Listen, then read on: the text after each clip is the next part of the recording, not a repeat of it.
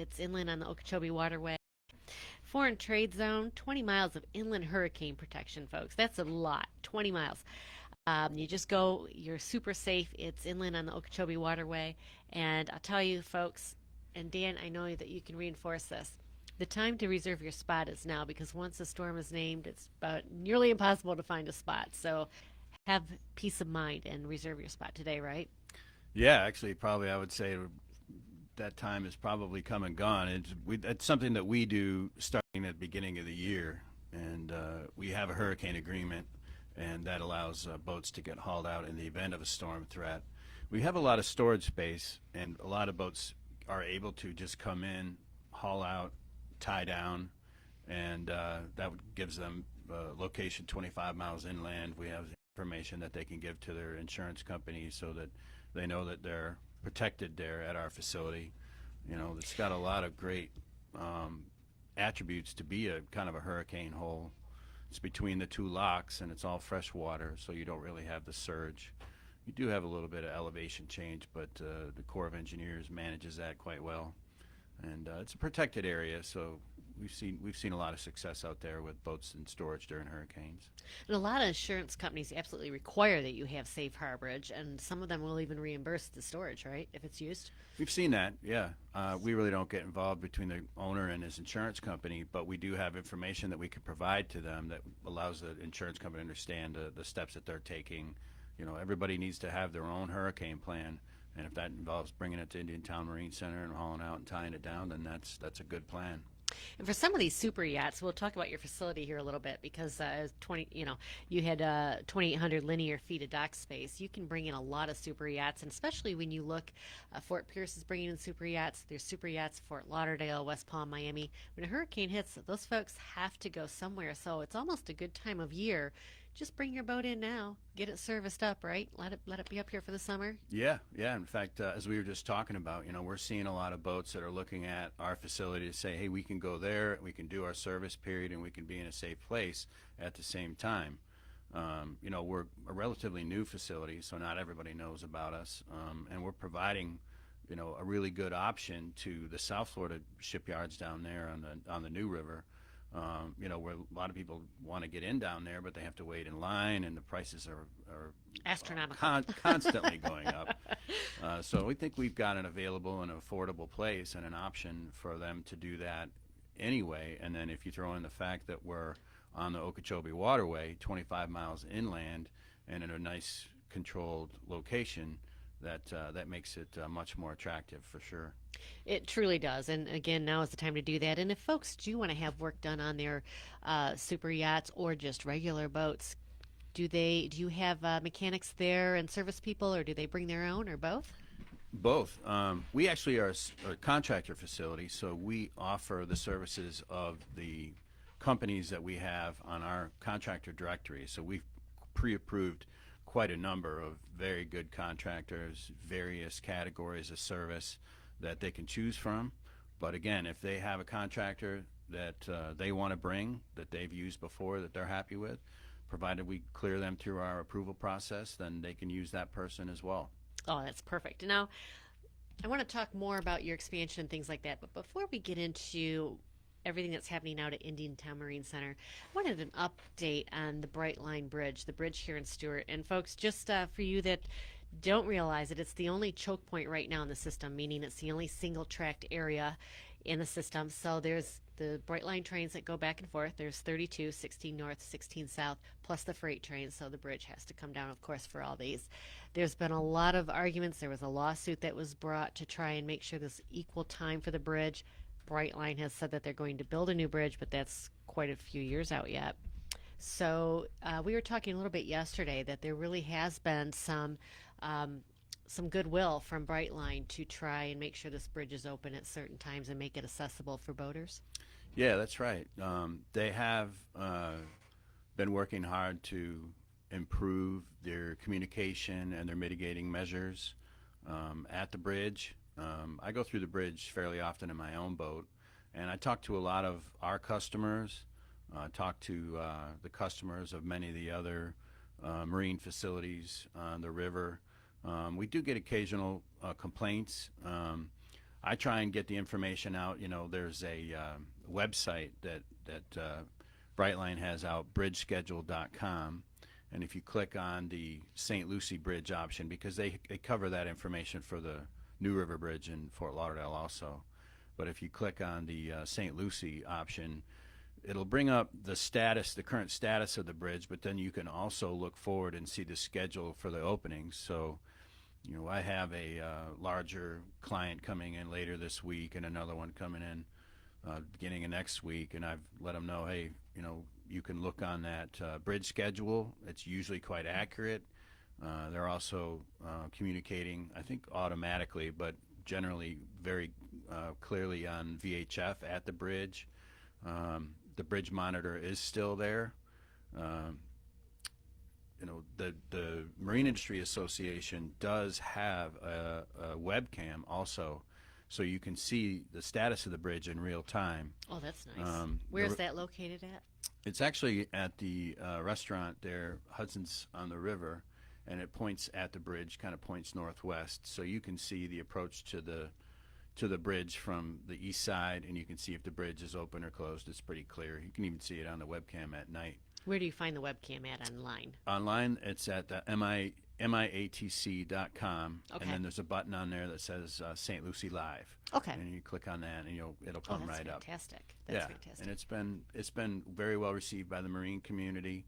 You know, this all started so long ago, and we've had such a long, drawn-out fight since then. But I think the important thing is that we have to make sure that our waterway is navigable. It's not obstructed. We need to make sure that, you know, we get a fair treatment from the regulatory agency, which is the U.S. Coast Guard. We've had several meetings with them. They're great. I mean, the bridge group, the Miami sector group, the 7th District,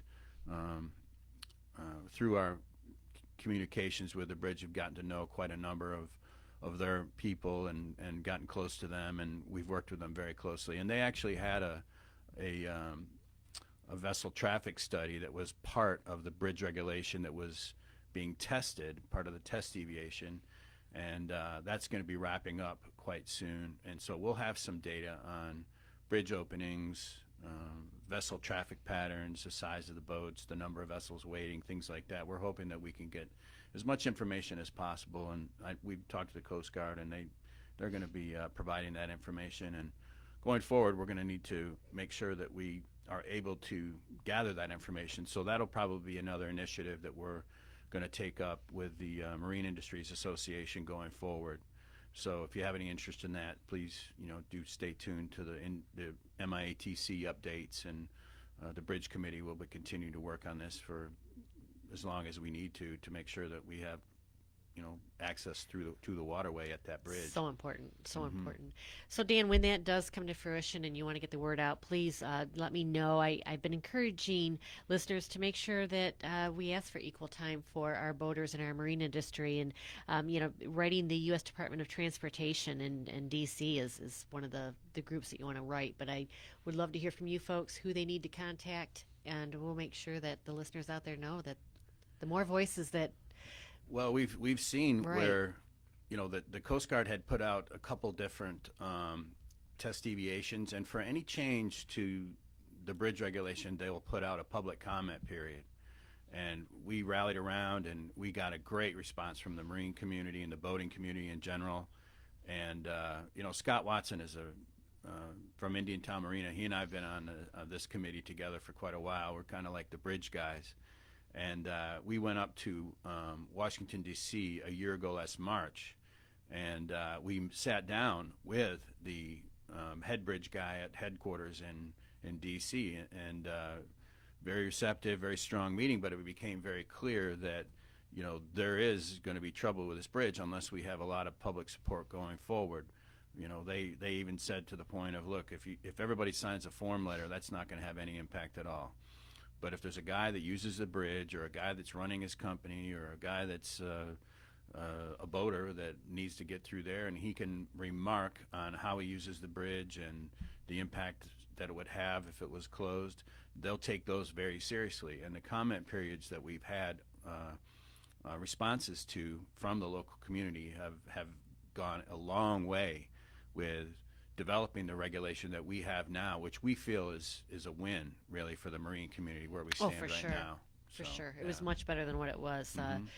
There was times you could be waiting there over an hour and a half at the bridge and not know when it's coming down, and all of a sudden it just starts coming down. So, Right, you right. mentioned the website, but there's also an app that you can download on your phone, and it's the same thing. There It is. It connects is. the It's same related to the information. website, the app you can download, and there's a lot of information on there.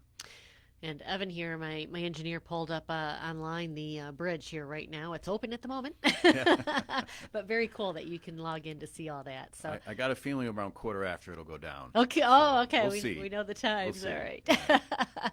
So, and yes, you mentioned Scott with Indiantown Marina, and those are the two marinas out there in Indiantown, and really it makes Indiantown a real big boating important area here in the county. And let's talk a little bit more about Indiantown Marine Center. And between the two of you, you guys can handle pretty much any boat there is.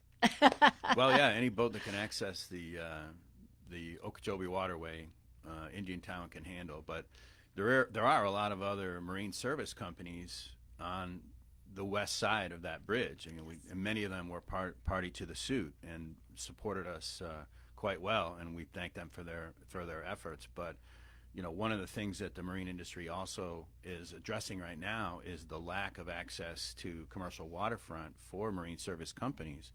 Um, East side of the bridge is residential. There's a lot of pressure over there from development.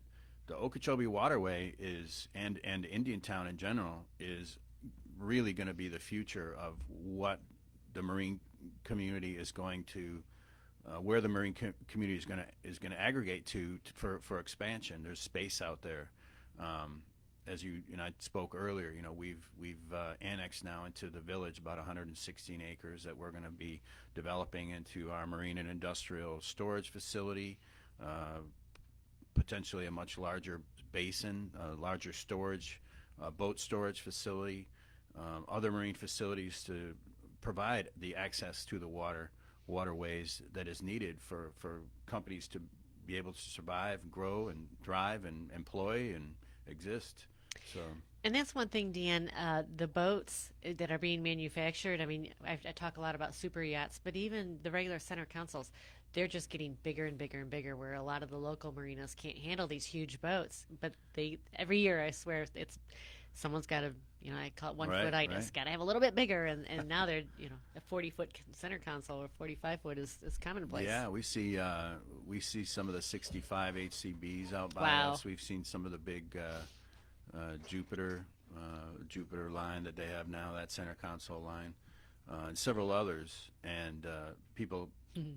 um, tend to think only about, hey, I need a dock slip for that boat, so that's a pretty big dock slip, and they don't always think about that they need to have a service facility for that location as well, and potentially a storage facility if they're ever going to, leave the boat untended for any period of time. And there is somewhat of a lack of storage facilities for the marine market at the moment.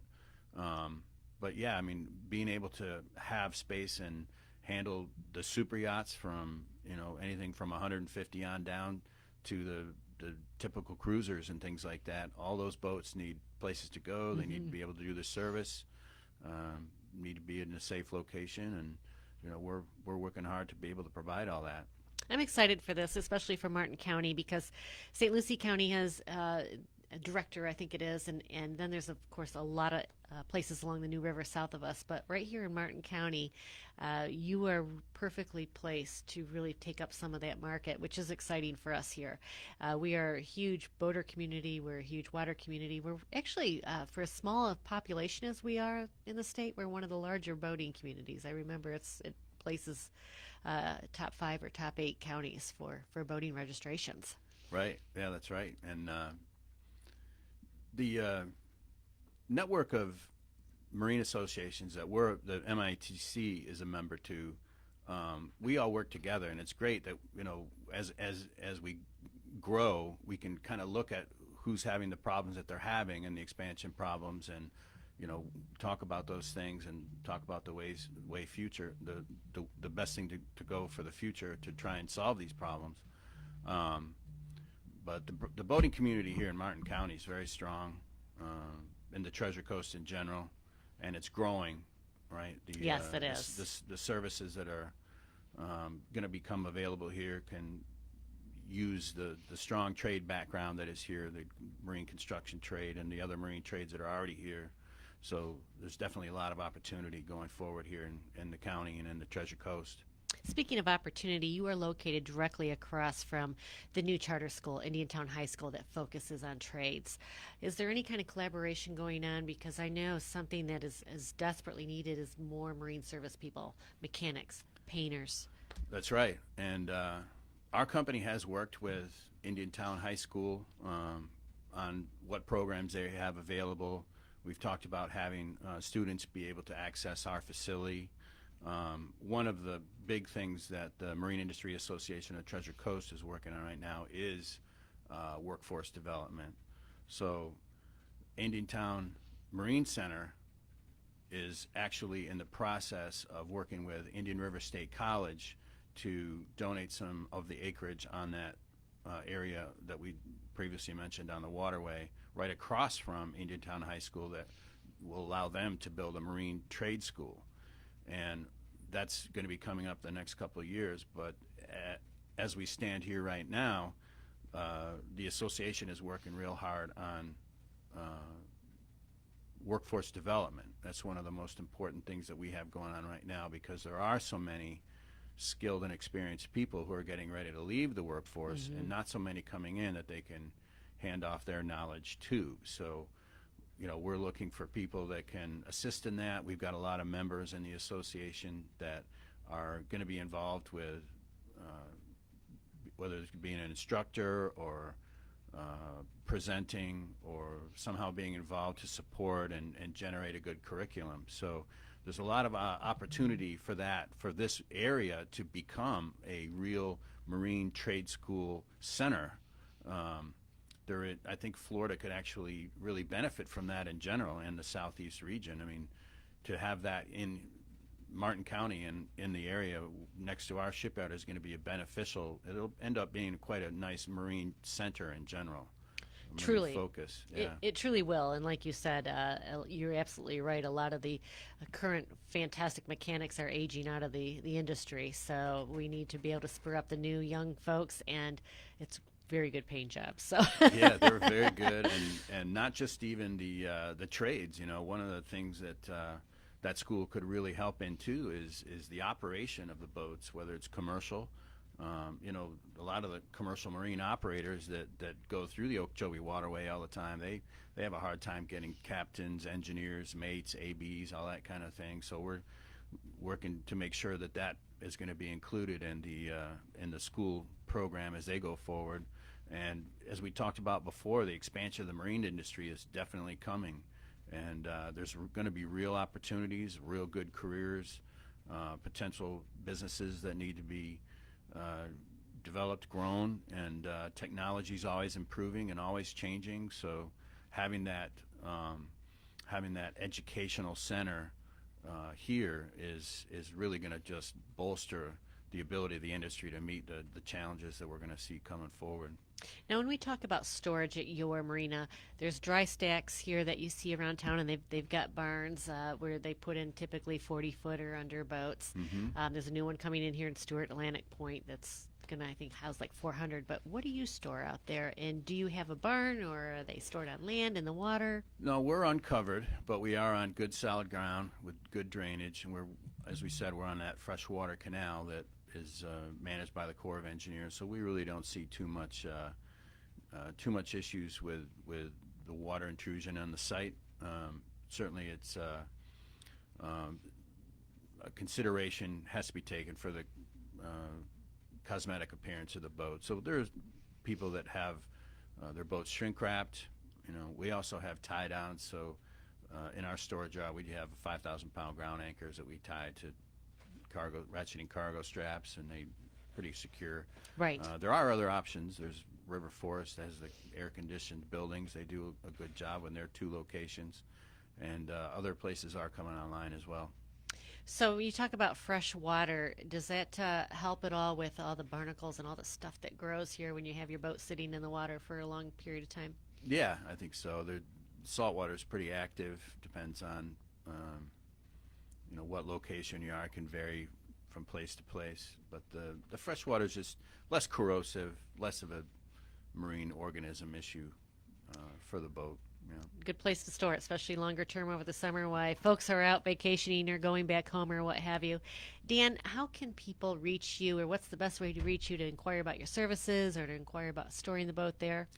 Well, one of the things that we put in is a estimate request form, which is right on our website, which is Indiantown Marine Center FL, like Florida. So IndiantownMarineCenterFL.com.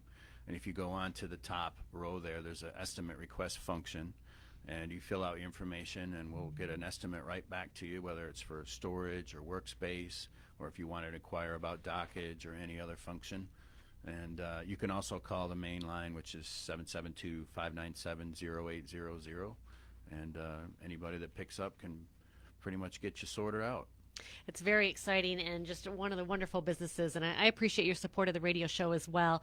And folks, again, Dan, I can't stress enough, hurricane season, it is here. They're talking about a very active season.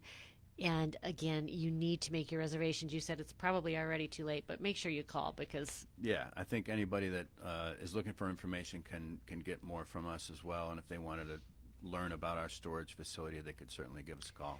and very exciting. We want to hear more about the updates of the expansion. With 2 miles of waterfront, it's very exciting to think about all the things that can happen out there on your property. And we're excited. It's great for Martin County. It's going to be great jobs. And, we just talked about a lot of them that can be added. And you'll be needing and posting those employment help wanted ads soon. Yeah, that never ends. No, it never does, especially the marine industry. Yep. It's a lot of work. So Dan Romence, Indiantown Marine Center, appreciate you coming in here today. Again, we're going to keep tabs on the bridge. We're glad to hear that it's Brightline's working with the Mariners, and good to hear. And Dan Romance, Indiantown Marine Center. Thank you, Casey, very much. Nice being here. Absolutely my pleasure. Next, I'm going to have Becky Berner on. She's running for